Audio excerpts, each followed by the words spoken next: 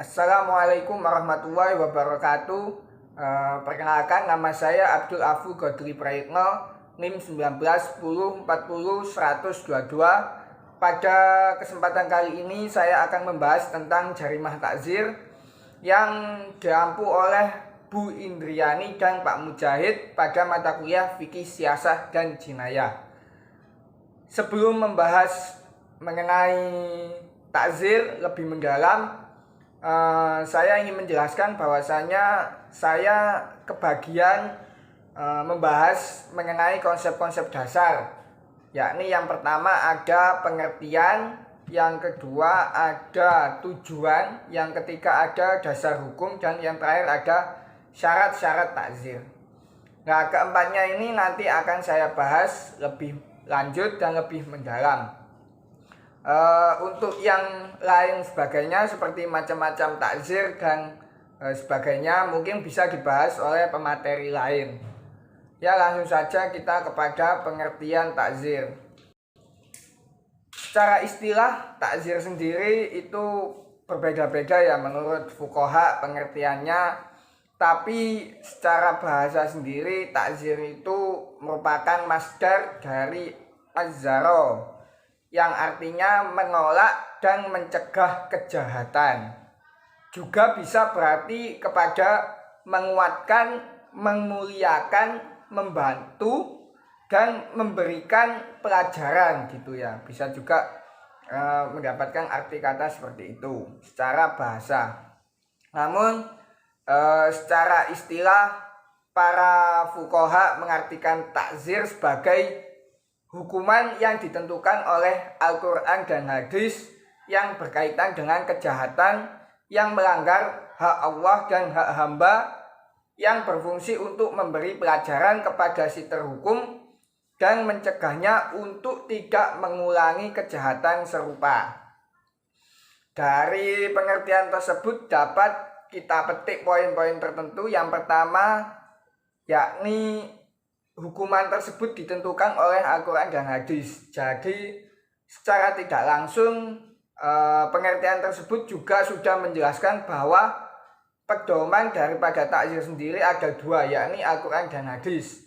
Nantinya akan dijelaskan lebih mendalam di pembahasan selanjutnya.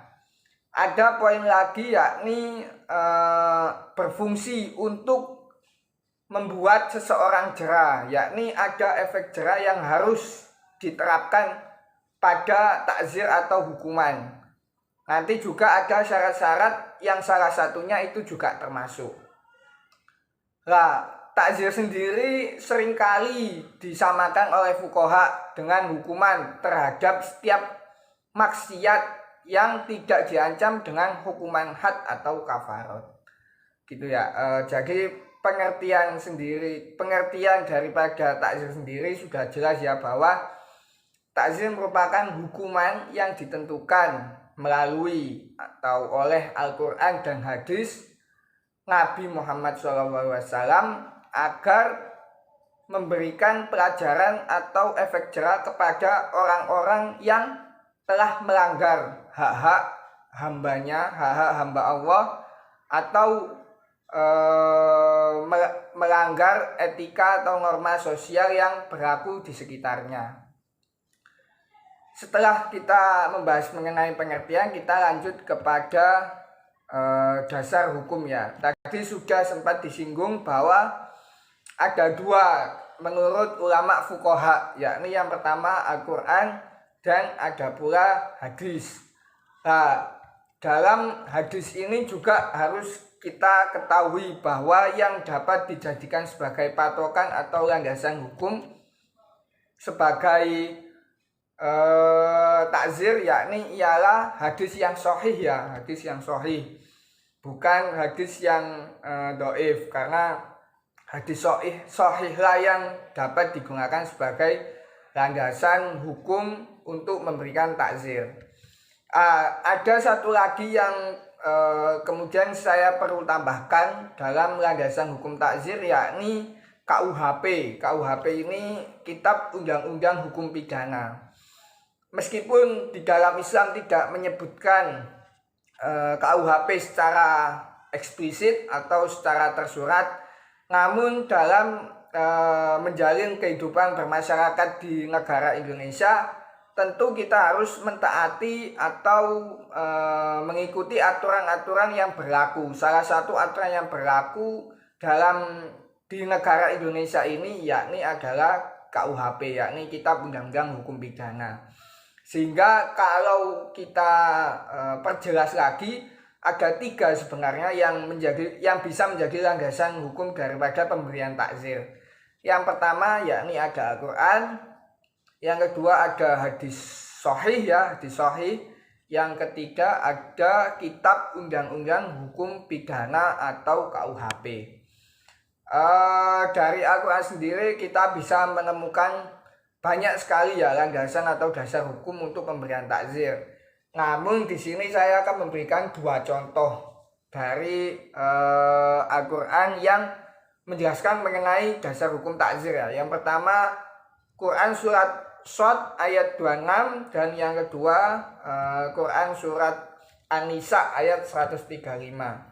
Dalam Quran surat Shad ayat 26 dijelaskan bahwasanya, "Hai Daud, sesungguhnya kami menjadikan kamu khalifah di muka bumi ini.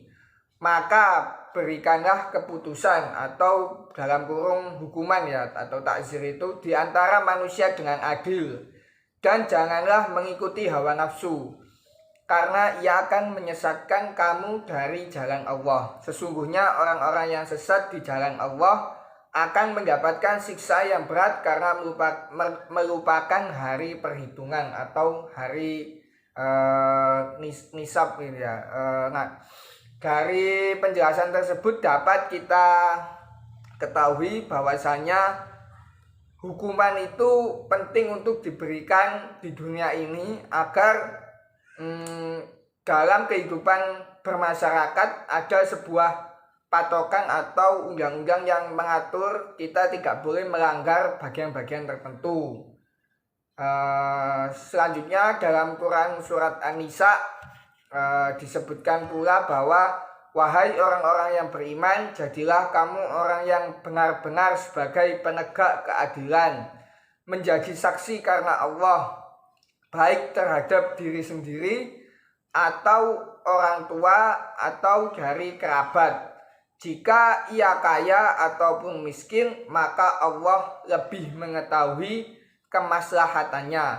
Maka janganlah kamu mengikuti hawa nafsu karena ingin menyimpang dari kebenaran. Janganlah juga kamu memutarbalikkan kata-kata atau enggan menjadi saksi. Maka sesungguhnya Allah Maha mengetahui segala apa yang kamu kerjakan." Di sini poin pentingnya ialah bahwa dalam hukuman sendiri harus menyertakan saksi agar menjadi jelas bahwa orang-orang yang mendapat hukuman tersebut benar-benar melakukan kejahatan. Karena nanti kalau ada kesalahan baik itu dari seseorang, jika tidak ada saksinya, maka sulit sekali untuk dijatuhi hukuman. Selain ada landasan Al-Quran, juga ada landasan hukum mengenai hadis sahih. Yang mengenai hadis sahih ini saya ambil contohnya dari hadis riwayat Tirmidzi yang artinya dari Ibnu Buraidah dari ayahnya, "Sesungguhnya Rasulullah bersabda, kodi-kodi atau hakim-hakim itu ada 3 golongan. 2 golongan di neraka dan 1 golongan di surga. Seseorang hakim yang memutus dengan curang atau tidak benar, sedangkan dia mengetahui kebenarannya atau keasliannya, maka dia di neraka. Dan seseorang hakim yang memutus atau menghakimi dengan kebodohan dan merusak hak orang lain, juga dia dimasukkan ke dalam neraka. Sedangkan satunya lagi, seseorang hakim yang memutus atau menghakimi dengan jujur, maka dia di surga." Poin penting di sini ialah bahwasanya Rasulullah mewanti-wanti sifat-sifat yang ada pada hakim-hakim. Jadi di sini dapat kita ketahui bahwa seseorang hakim itu punya peran yang sangat penting ya dalam takzir, sehingga ada 3 golongan, 2 golongan yang dimasukkan neraka karena keduanya itu melakukan hal yang tidak sesuai, yakni menyalahkan orang yang benar ataupun sebaliknya membenarkan orang yang salah. Dan yang satu lagi melakukan tindakan yang bodoh atau memutuskan hal-hal perkara yang tidak berdasarkan kaidah atau dalil-dalil yang sesuai, itu juga masuk neraka. Sedangkan satu lagi yakni hakim yang memutuskan berdasarkan kejujuran, keadilan, dan pengetahuan atau dalil-dalil yang sesuai, maka dia termasuk orang-orang yang dimasukkan ke dalam surga. Setelah kita mengetahui ada 3, yakni ada dasar hukum mengenai Al-Quran, hadis sahih, dan KUHP, Kitab Undang-Undang Hukum Pidana, maka langsung saja kita membahas mengenai tujuan ya. Tujuan sendiri ada, secara umum ada 2, saya membedakannya. Yang pertama tujuan yang berdasarkan Islam, yang kedua tujuan yang berdasarkan KUHP ya, atau Kitab Undang-Undang Hukum Pidana. Kita yang masuk ke yang pertama dulu, yakni tujuan diberlakukannya takzir dalam Islam ialah yang pertama untuk memelihara masyarakat. Yang kedua ada upaya pencegahan atau preventif khusus bagi pelaku.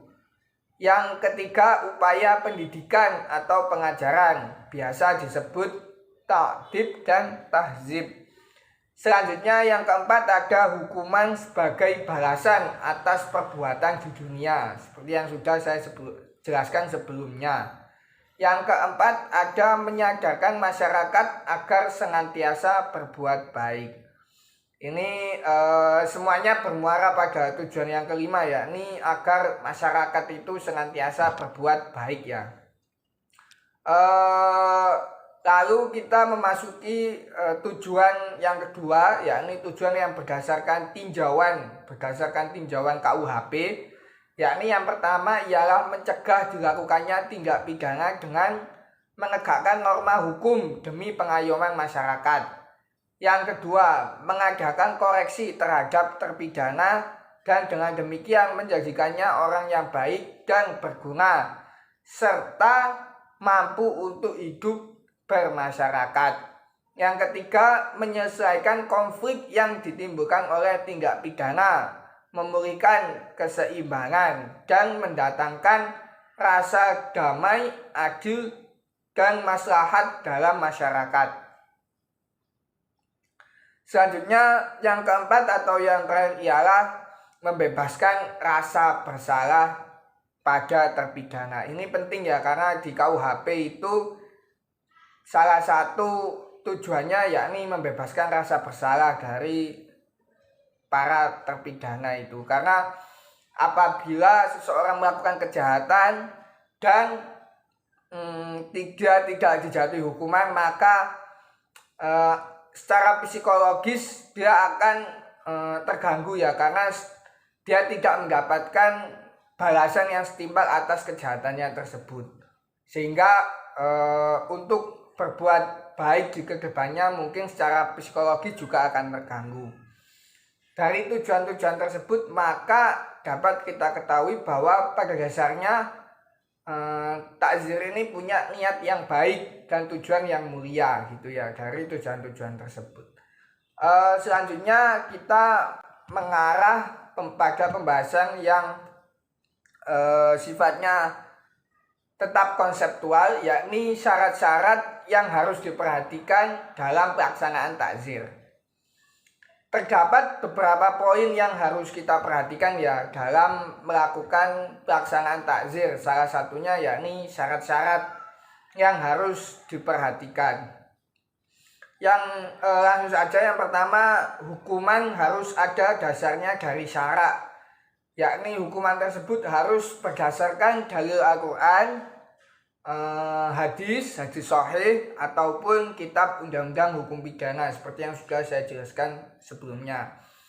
sehingga seseorang tidak dapat dikenai hukum apabila tidak melanggar atas ketiganya tersebut dan tidak dikenai dalil-dalil dari ketiganya. Dan juga para qadhi juga harus mengambil dalil-dalil dari hukum syara, yakni tadi Al-Quran, hadis ataupun KUHP ya. Jadi tidak boleh mengambil daripada subjektivitas diri sendiri. Yang kedua, hukuman harus bersifat pribadi. Jadi tidak boleh seseorang itu dihukum karena dia dekat dengan seseorang yang bersalah. Jadi hukuman harus personal kepada seseorang yang bersalah dan tidak boleh kepada orang lain yang tidak bersalah gitu ya. Jadi harus orang-orang yang bersalah. Adapun apabila kejahatan tersebut dilakukan secara berkelompok, maka tetap harus dilihat peran individu per individu. Jadi tidak bisa hukuman disamaratakan meskipun dilakukan kejahatan tersebut dilakukan secara berkelompok, tetap harus dilihat peran individu per individu. Selanjutnya ada hukuman harus berlaku umum, yakni hukuman harus berlaku umum yakni tiap-tiap orang itu dinilai sepadan, tidak boleh memandang kaya miskinnya, wanita atau pria dan lain sebagainya. Jadi harus berlaku secara umum. Seseorang yang melanggar tetap harus dihukum.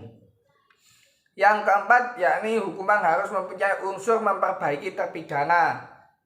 Jadi setiap takzir atau hukuman yang diberlakukan harus punya efek rehabilitasi atau memperbaiki diri dari terpidana. Yang terakhir yakni hukuman harus memiliki unsur membuat jera. Jadi hukuman atau takzir yang diterapkan harus membuat efek jera kepada si pelaku kejahatan, ataupun juga dapat membuat orang-orang di sekitarnya tersadar bahwa hal tersebut merupakan kejahatan dan tidak ingin melakukan hal yang sama lagi gitu ya. Pada intinya secara kesimpulan dapat kita ketahui bahwa tujuan diadakannya takzir ini sangat baik sekali ya. Dalam Islam takzir ini berpatokan pada Quran dan hadis, sedangkan dalam negara Indonesia kita menerapkan KUHP ya, Kitab Undang-Undang Hukum Pidana. Nah, meskipun takzir ini diniatkan menghukum atau memberikan hukuman kepada seseorang yang melakukan kejahatan, tapi tetaplah harus melihat nilai-nilai atau norma-norma kemanusiaan. Jangan sampai takzir atau hukuman ini melenceng dan menodai norma-norma manusia sehingga menghilangkan martabat atau marwah sebagai umat manusia yang berakal. Demikian daripada penjelasan mengenai konsep dasar takzir ya. Yang selanjutnya akan diperinci oleh teman saya yang lainnya. Terima kasih. Wassalamualaikum warahmatullahi wabarakatuh.